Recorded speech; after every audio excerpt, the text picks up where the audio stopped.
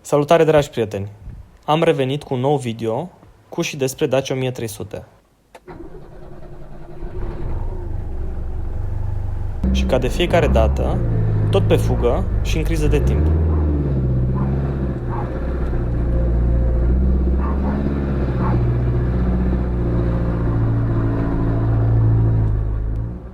În videoul de astăzi, dar și în următoarele, o să fie vorba despre interiorul mașinii. Mai exact, demontarea, curățarea și recondiționarea pe cât posibil a acestuia. O să încep prin a demonta bacheta spate. Se scoate extrem de ușor, la fel ca și spătarul. Nu este nevoie de nicio sculă pentru a face acest lucru. Pentru că unul dintre obiective este curățarea mochetei, este necesar să îndepărtez și centurile de siguranță. Cele de pe mașină nu sunt cele originale, iar pentru a desface șuruburile, aveți nevoie în general de o tubulare de 17. În cazul de față a fost nevoie și de o tubulare de 18. Cel mai probabil fiind o mașină cu influențe franțuzești, șuruburile de 18 sunt cele originale.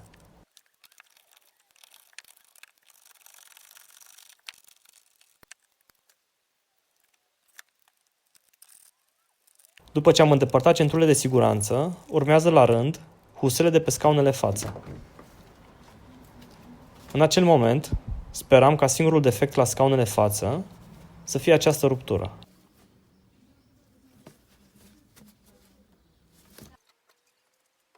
După încă 5 minute, în care m-am chinuit să îndepărtez toate cablurile de 220 de volți ce fixau husele pe poziție,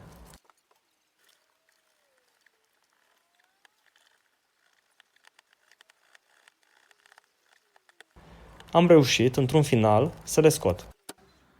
Din păcate, scaunul șoferului prezintă mai multe rupturi.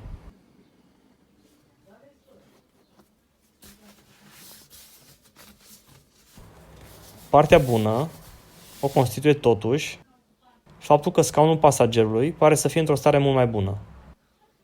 Așa că următorul pas este să scot scaunele.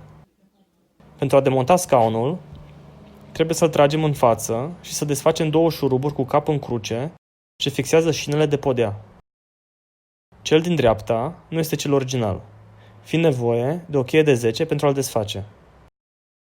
După care împingem scaunul în spate și îndepărtăm alte două șuruburi cu cap în cruce din față, dar și să desprindem elasticul ce fixează scaunul de podea prin desfacerea unui șurub cu cap de 11. După îndepărtarea scaunului, urmează ornamentele ce fixează mocheta. Spre surprinderea mea, capul șuruburilor este cromat. Profit de această ocazie pentru a vedea ce se află sub mochetă. Și continui cu îndepărtarea ornamentelor de pe partea opusă. În mod normal, pasul următor era să scot scaunul șoferului, dar din cauza consolei centrale și din faptul că intram din nou în criză de timp, am decis să renunț la acest lucru. Până în momentul de față, nimic de speriat. Doar multă mizerie, multe fire auxiliare de calitate îndoielnică și trase aiurea prin mașină. În videoul următor o să scot și restul componentelor afară, iar în timpul rămas o să mă concentrez asupra scaunelor.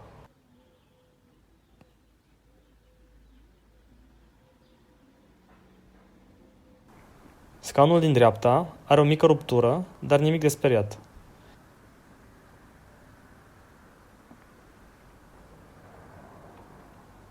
Pentru a curăța scaunul, folosesc o cârpă din microfibră, umezită, pentru a îndepărta mizeria. Nu apăs mai deloc, iar această procedură o repet de 3 ori. Și după fiecare curățare, clătesc cârpa foarte bine.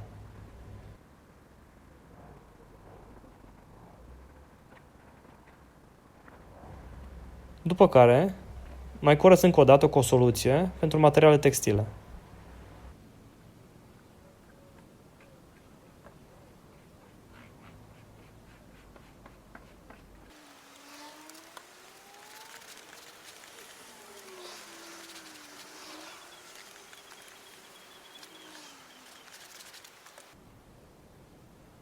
Eu zic că au ieșit destul de bine. Urmează bancheta spate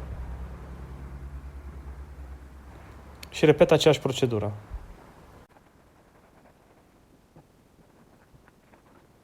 Profit de ocazie pentru a reaminti care este scopul precis al acestui canal, și anume rablele, cu accent pus pe pasiune și nu pe buget, pe simplitate și funcționalitate și nu pe originalitate dusă la extrem. Din punctul meu de vedere, bucuria de a conduce o rablă aproape zilnic este mult mai importantă decât în a deține o mașină de showroom, dar care să vadă lumina zilei doar de câteva ori pe an. Pe acest canal încerc să prezint reparații simple, accesibile și ușor de pus în practică de către oricine. Lăsând în spate aceste lucruri, urmează spătarul, unde aplic din nou aceeași rețetă.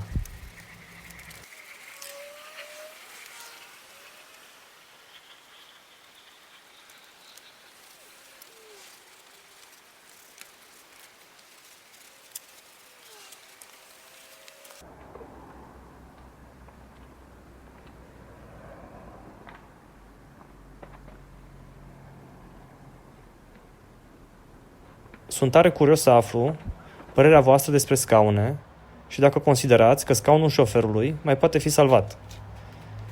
Un alt detaliu extrem de interesant pe care l-am observat este această ruletă rusească de fire trase prin bord. Așa că am decis. Consola centrală o să dispară, împreună cu tot ce este auxiliar pe mașină. Cel mai probabil, consola a fost asamblată și lipită pe mașină, pentru că încă nu a reușit să-mi dau seama cum o pot scoate afară. Iar dacă vă întrebați care este planul pentru interior, e simplu. Același ca și la fostul meu proiect, Skoda 130 LS. Și anume, să vopsesc interiorul la pensulă, atâta timp cât nu sunt probleme de rugină.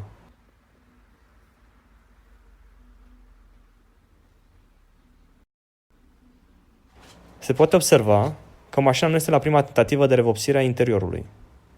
Așa că trag speranțe că nu este nimic ascuns și că interiorul o să fie lipsit de rugină.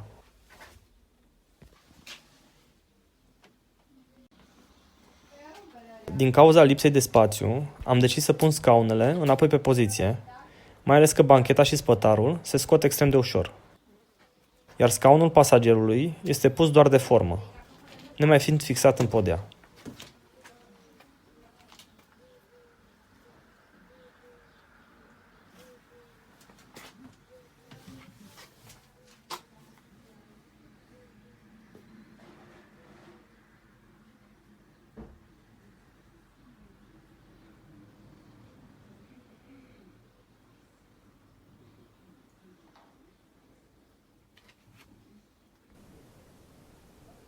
Din păcate, cele 2 ore pe care le-am alocat într-o zi de duminică, pe lângă cele 4 ore petrecute pe drum, au expirat.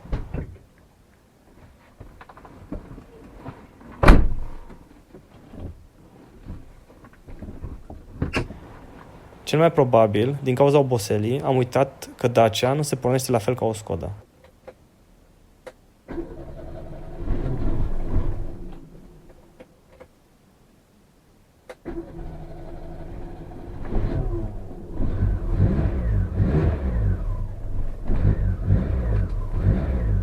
Și că veni vorba de Skoda, doresc să fac un mic anunț.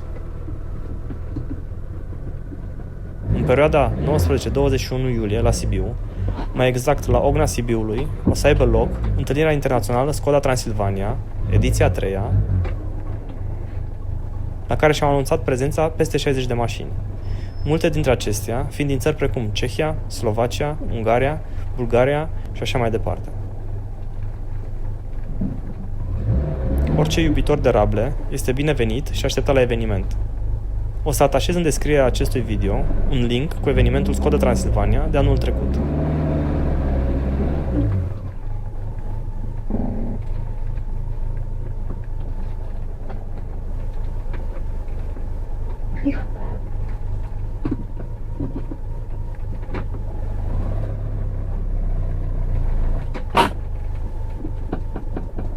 Vă mulțumesc și să auzim numai de bine.